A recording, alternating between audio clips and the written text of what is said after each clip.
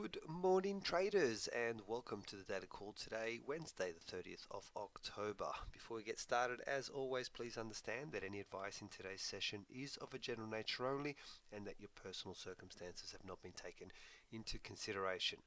Okay, we only had one bit of data released yesterday. It was from the US, the consumer confidence number, and that came in at 125.9. That was under the forecast, not significantly impacting on the US dollar.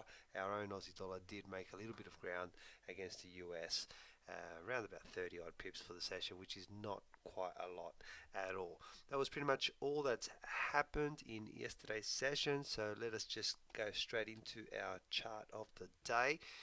Our Euro USD from yesterday triggered in the opposite direction, which meant we had to cancel out our order and then went back in the direction that we wanted to.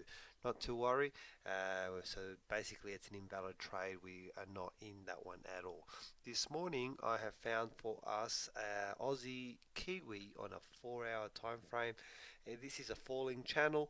We can see on the bottom side the channel has been respected 2 times. It's become bounced again, and on the top side once, and we are there for a second time right now.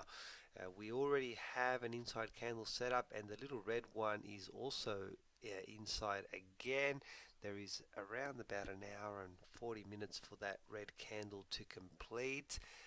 So around about 9 at 9 a.m. Sydney time, that candle should complete, and we could see if we can get a trigger or not.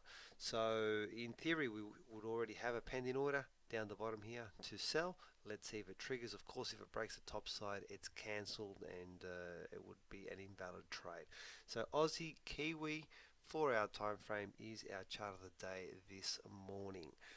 Alright, what do we have on the agenda for today? There's actually quite a lot of data, so just hang tight here.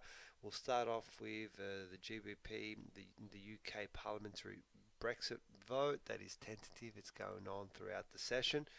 At 11:30 locally, we have our CPI number and the trimmed mean CPI number due out. 11:15 in the evening, we have the private sector employment change number from the US. At 11:30 from the US, we have the GDP number also due out.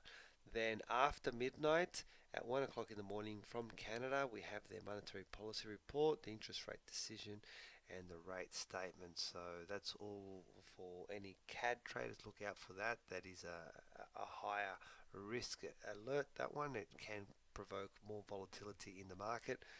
At 2:15 in the morning, so shortly after, they'll actually have their press conference release from the Bank of Canada.